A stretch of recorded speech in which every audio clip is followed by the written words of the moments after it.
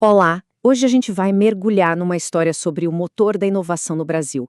Um motor que, segundo alguns relatórios bem importantes, foi praticamente desligado de propósito. A gente vai entender o tamanho desse desafio, qual é o plano para religar tudo e, claro, o que está em jogo para o futuro do país.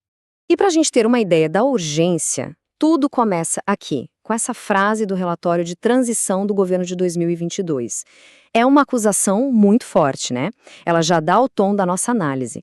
Um sistema que não apenas enfraqueceu, mas que teria sido ativamente desmontado.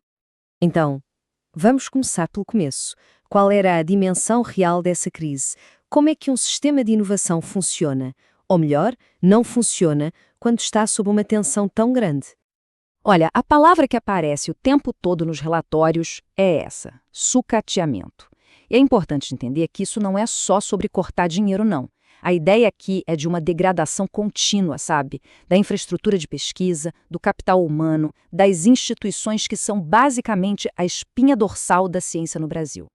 E quando a gente olha para os números, a coisa fica ainda mais clara.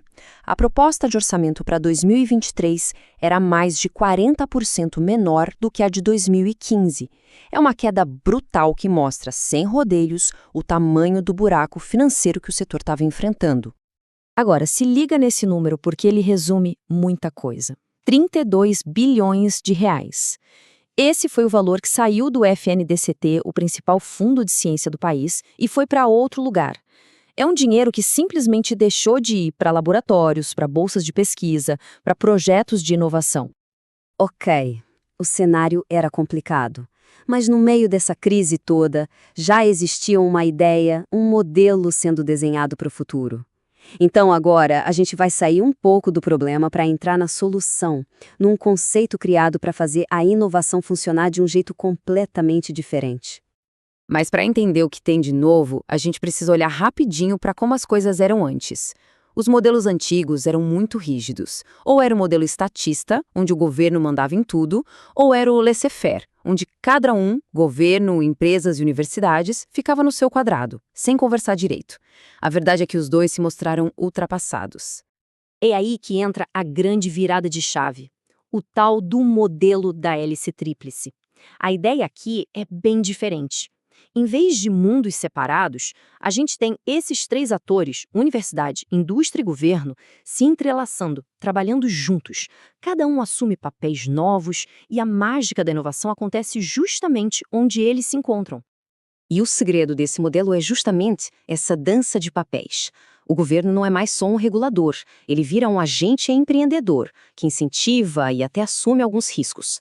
A universidade, claro, continua sendo o berço do conhecimento e dos talentos. E a indústria pega tudo isso e transforma em produto, em serviço, em desenvolvimento para todo mundo. É uma parceria de verdade. Tudo bem, a teoria parece ótima, né? Mas como é que isso sai do papel e vira realidade?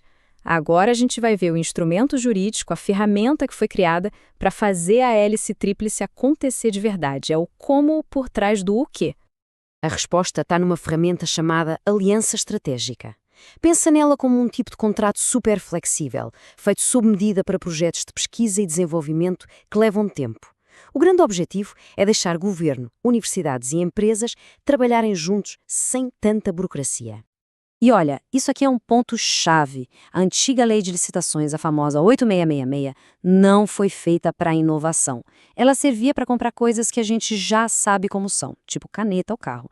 Mas para a inovação, que é cheia de incerteza, ela simplesmente não funcionava. A aliança estratégica veio para resolver exatamente esse nó. Beleza. Mas na prática, como é que se monta uma aliança dessas? O processo tem uma lógica. Primeiro, se define um grande objetivo público, tipo desenvolver uma nova vacina. Segundo, se escolhe a dedo os melhores parceiros, tanto da indústria quanto da academia. E terceiro, se cria um modelo de governança bem claro, para todo mundo saber o que fazer. E essa necessidade não surgiu do nada, viu? O próprio Tribunal de Contas da União, lá em 2013, já tinha dado o recado. O TCU, que é o órgão fiscalizador, reconheceu que os contratos antigos não davam conta do recado, o que praticamente validou a criação de algo novo como aliança estratégica. Bom, agora a gente fecha o círculo. A gente começou na crise, entendeu o novo modelo, viu a ferramenta. Agora, vamos ver o plano concreto que foi colocado na mesa para reconstruir todo esse sistema. A pergunta que não quer calar é essa. Diante daquele cenário de sucateamento que a gente viu, o que o relatório de transição propôs para de facto virar o jogo? As recomendações são bem diretas ao ponto. Elas vão desde o mais urgente, como liberar todo o dinheiro do FNDCT e derrubar medidas que o travavam, até o mais estratégico, como o botar dinheiro em grandes projetos nacionais em áreas como Amazónia e bioeconomia. E tem um ponto ali que toca muita gente: reajustar o valor das bolsas de pesquisa, que está congelado desde 2013. Pensa só. Então, o ponto aqui é o equilíbrio. Não é só sobre jogar dinheiro no problema.